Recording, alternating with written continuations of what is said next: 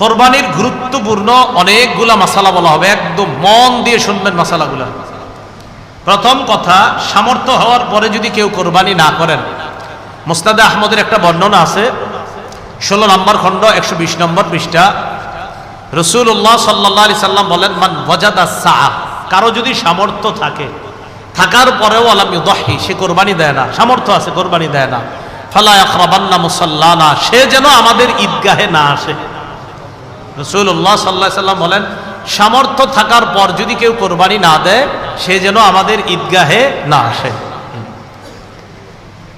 এখন কোরবানি কার উপর ওয়াজিব, খুব মন দিয়ে শুনবো আমরা। প্রাপ্তবয়স্ক সুস্থ মস্তিষ্ক সম্পন্ন ব্যক্তি, প্রাপ্তবয়স্ক সুস্থ মস্তিষ্ক সম্পন্ন ব্যক্তি, সে যদি নেসাব পরিমাণ মালের মালিক হয়, তার উপর কোরবানি দেওয়া ওয়াজিব।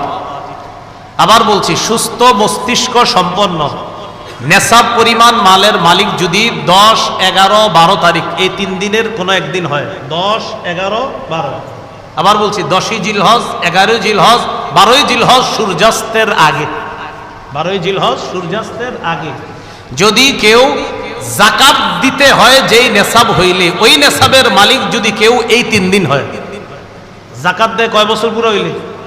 1 বছর। এটা 1 বছর না, মাত্র কয় দিন? 3 দিন। হ্যাঁ, 3 দিন, 10, 11, 12 জিলহজ, এই 3 দিন যদি সুস্থ মস্তিষ্ক সম্পন্ন বালেগা নারী পুরুষ, তাদের কাছে যদি নেসাব পরিমাণ সম্পদ থাকে, তাদের উপর কোরবানি দেওয়া ওয়াজিব। মনে থাকবে তো? আল্লাহ আমল করার তৌফিক দান করেন। এক্ষেত্রে একটা কথা মনে রাখবো, কোরবানির ক্ষেত্রে প্রয়োজনের অতিরিক্ত সম্পদের মধ্যে জমিনও গণ্য করবেন। যেই জমিনের ফসলটা আপনার প্রয়োজনের অতিরিক্ত, মানে এটা আপনার প্রয়োজন না, এটা আপনার না হইলেও চলে, এই জমিনের ফসল না হইলেও চলবে, এটাও কোরবানির নেসাবে ধরবেন। কি বললাম? জমিনের ক্ষেত্রে প্রয়োজনের অতিরিক্ত যে